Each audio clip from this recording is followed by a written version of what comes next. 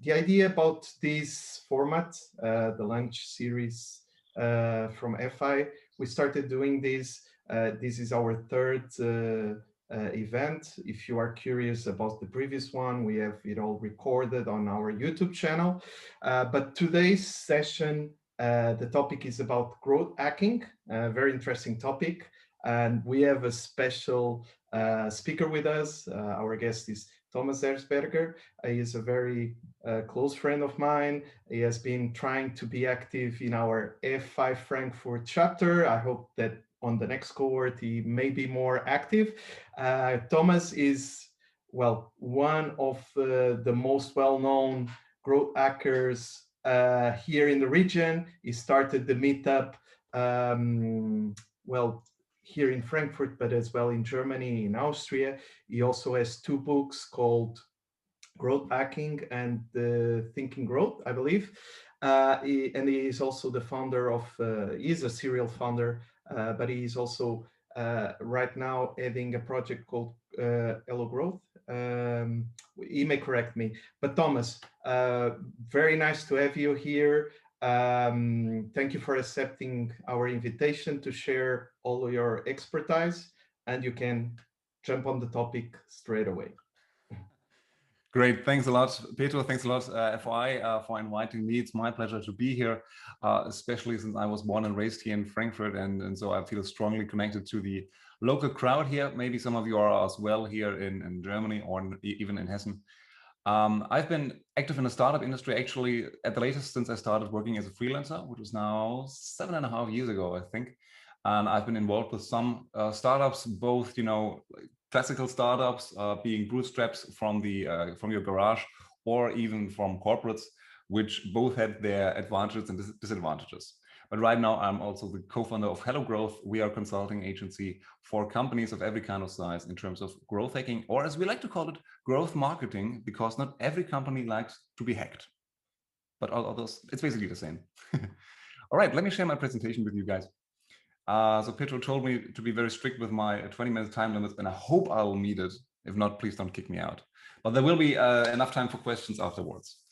So let's jump right into it. As we already mentioned, my name is not actually this name. My name is Tomas Herzberger without the H.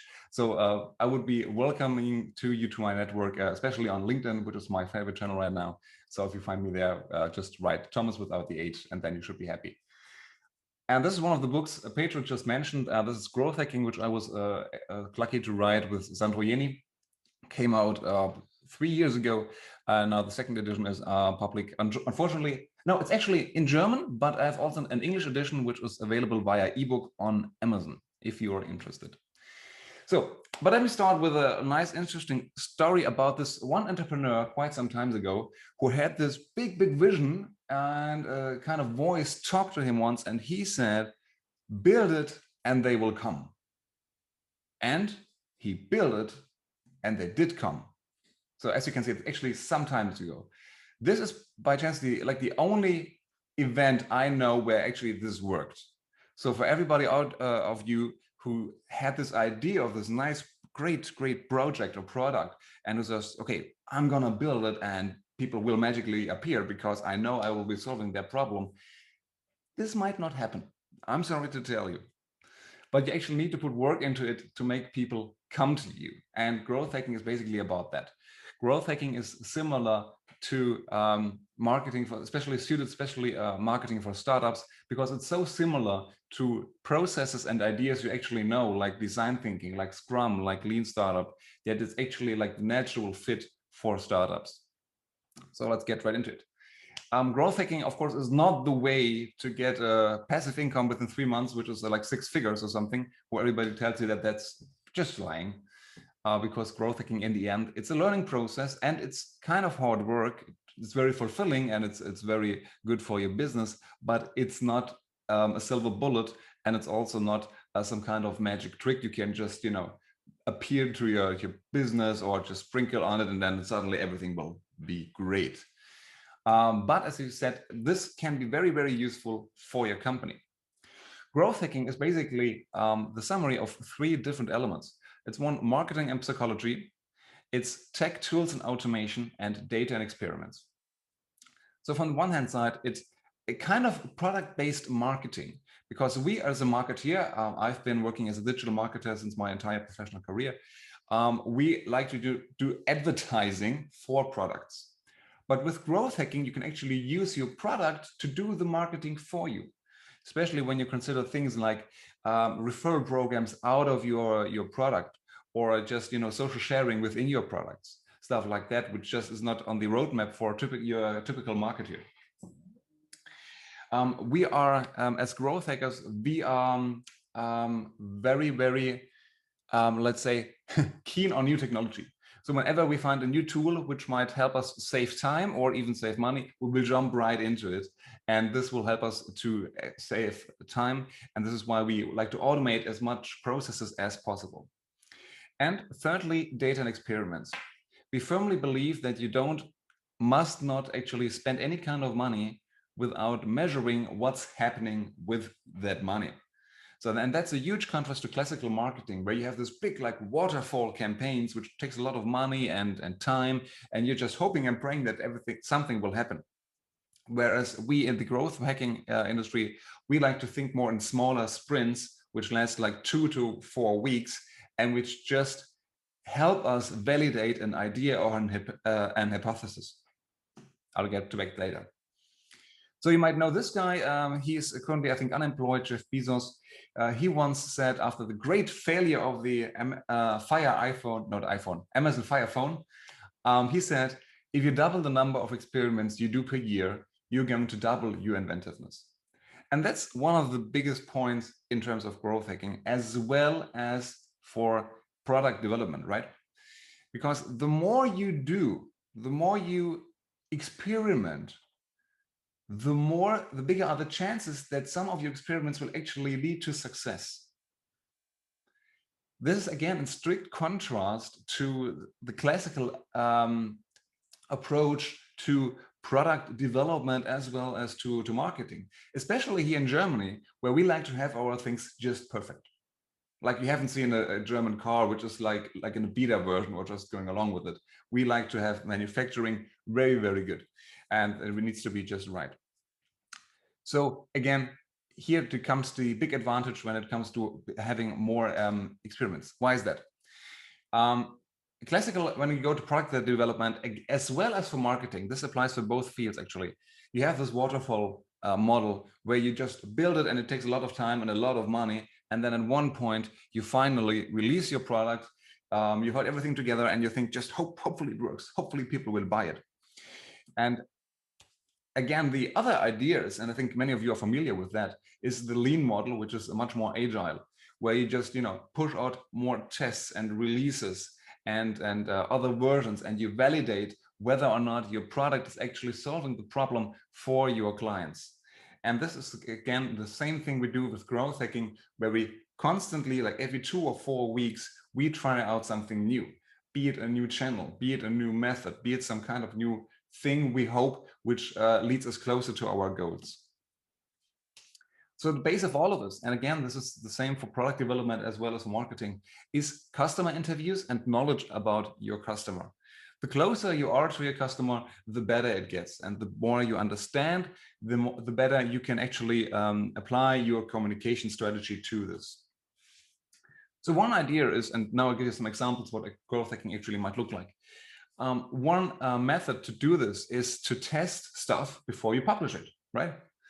And one of the tools you might be helping to use this is usabilityhub.io. This is a great tool, which is actually not that expensive, where you can upload basically your mock-up for your landing page. I mean, you can just screenshot your current landing page, put it right there on Usability Hub, and then you can use this tool to get rapid feedback whether or not you're actually communicating your value correctly. So you upload your screenshot and you get a link to you do a little survey on this platform. You just share a link to your network, and then people will get your feedback on the design of your landing page and whether or not it works or not. And in case you don't have this big of an audience, you can use the panel which is provided by Usability Hub and ask specific people whether they understand what you're actually doing. And so you can get rapid feedback. Another good idea is to use Hotjar. This is a tool which you can apply on your own website, and it gives you several advantages. One of their features is heat maps, where you can see where people actually looked at or rather clicked at. You can also record single user sessions, so you can follow where he or she actually clicked on and what she did on your website. What I like the most is actually this feature which you see right here. It's this little, panel which comes up, a little survey, and you can use this in a variety of cases. For example, you could ask your users after they've been on your website for 2 minutes, is there any information you need in order to make a decision? Or is there any reason why you haven't bought yet? And they give them like 3 or 4 answering options, and then people just click on it, and you get some rapid like real-time feedback on your website and how you can improve it. That's very, very impactful. And this might actually lead to some of those ideas, some examples right here. As you can see here, a screenshot by a website from Airbnb, which is a great example for a really, really good landing page, because you just have to look at it for like less than 5 seconds, and your users don't give you more time. It needs to work within 5 seconds. And here you can see it's a clearly structured, well-working website.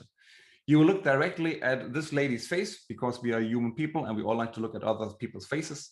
And she is looking at this big headline right here, and which just gets to the point what this website is about, meaning earning money as an Airbnb host. It's just, gets to the point. It's a good value. It's written very largely, has good contrast, and then has a little explanation right there, and then a good call to action right here.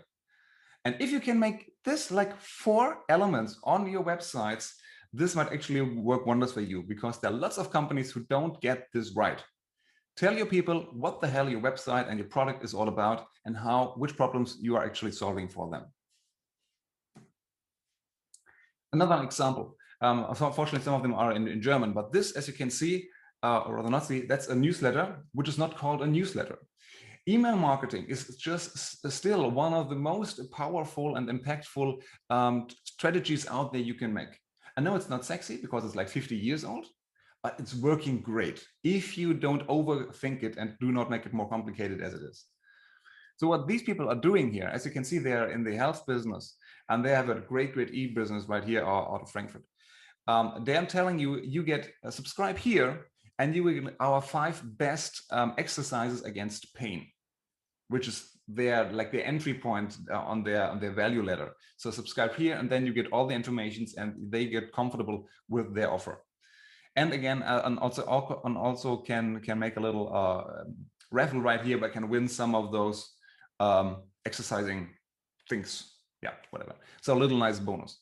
But again, it's not called a newsletter, because nobody likes newsletter, but everybody likes a problem to be solved. When you know the problem and you can solve it, tell them. Here's another example. Speaking of newsletters, that's Joe Peluzzi's random newsletter, one of the best content marketers. And when I say don't overcomplicate things, he's doing it this very great, because his newsletter is basically just text, which works always fine on every browser, on every client, every single time. It's just one column, which is easy to read, except for a little image right here, which is not actually necessary. And he includes 2 things right here at the bottom. One, to get your own subscription with a little link here in case his email was forwarded to you to make his list bigger, and a link to his website with his archive of other newsletters. So he gets even more traffic from this newsletter. And he has this one template, and he uses this every time.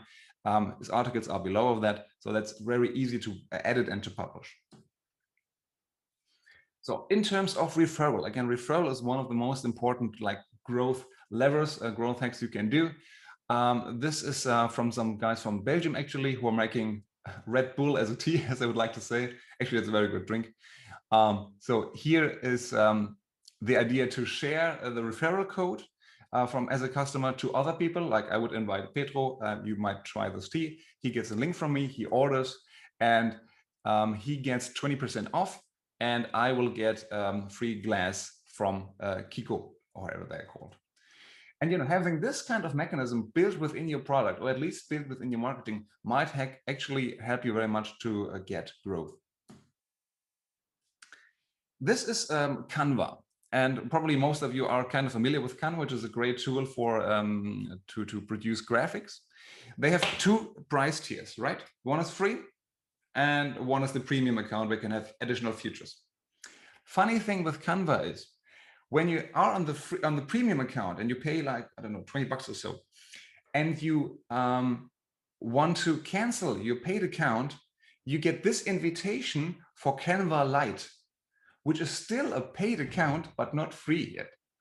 So you kind of get a downgrade without actually quitting. So that's a great way for you to get more retention and turn down the churn rate. To offer something which isn't available for everyone, but just for people who are on the premium account and then want to downgrade because want to make things a little bit cheaper. So basic for all of this was just some example. The basic question where you start with is, where the heck is your bottleneck? And with where, I mean, where in your customer journey? Some of you might know this as a customer journey. So these are all the touch points a customer has when he or she comes within touch of your company. It starts with awareness. Hello, here we are, and this is the problem we are solving. Then we do acquisition. Come to our website and check stuff out. Activation is, please do something on our website, like buy stuff or click on the video or fill out the form and become a lead. Retention is for people who are already users. I want to make them coming back, reduce the churn rate. Revenue, of course, is earning some kind of money with the user because they're buying our merch, for example. And referral, as we said we saw with Kiko, is referral programs to other customers. So your job is now to find out where you should actually apply growth hacking to, because you can't do everything. We are limited, your resources are limited, right? So first of all, you should not start with, here at the front, not with advertising. This is what usually companies do, is what classical marketers do. They start with, hello, here we are, and they put big posters everywhere, and they make TV spots and make banner campaigns and stuff, which is all good and fair, but it just works if your product is really, really good and really working right now. And with growth hacking, we're not just doing advertising, and that's the big difference to classical marketing.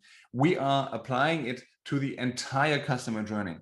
So we are looking at every step, data-based, and try to see where are there any good things which we can optimize in order to hack growth. And you as a young startup, you should especially focus on the later part, on the R part, retention, referral, and revenue. And actually, this is something which many companies have found out this quite now in the last couple of months because of Corona, because it's way much more work and it costs a lot of more money and energy to get new customers come to you and to get them onboarded, in contrast to make sure your customers are already happy and try to get referrals and try to grow within your customers. This is especially true for B2B customers, actually, because usually you work with one department and maybe you can apply the same, whatever you do, service or product, you can apply to other departments as well. So there's a big chance of actually growing within one client as a company. And again, retention is probably the most important part here for in terms of growth hacking. Why is that? Well, if you want to transport water from A to B, but you have a bucket with holes in it, you might, make more water, put more water into it, but still lose a lot of it. So make sure at first that your bucket, e.g. your product, is great, is working, and then if it's not losing that much water anymore, you can start with the classical marketing and put more water into it, meaning spend more time and energy and money into awareness and acquisition matters. All right, this was the very shortest overview of growth hacking I could give to you, and I have like 2.5 minutes left. I'm kind of proud of myself. So, so the good news is that the question sessions is starting earlier now. Pedro, I hope you're happy, and thanks everybody for listening to this very, very brief input about growth hacking. Thank you, Thomas. It was great input. I'm experiencing some technical issues here, but now it seems that it's working fine. So the next thing on our agenda is really, I would like just to take the opportunity that we have here 38 people just to do a small advertising about Founders Institute, and then after these 2 minutes we will start the Q&A. So if you have some questions for Thomas, please write them down on the chat. As I said about Founders Institute, so Founders Institute in Frankfurt, we started 2 years ago. We run 2 cohorts already. We supported more than 12 companies to incorporate and to start to getting traction, so from 0 to 1. Basically, what Founders Institute is an international pre-accelerator program that runs in multiple cities of the world. It's a 14 weeks program where we cover all the steps that the founders need to do to start their business. Eugenio just wrote the link to go to our page where you can get more information.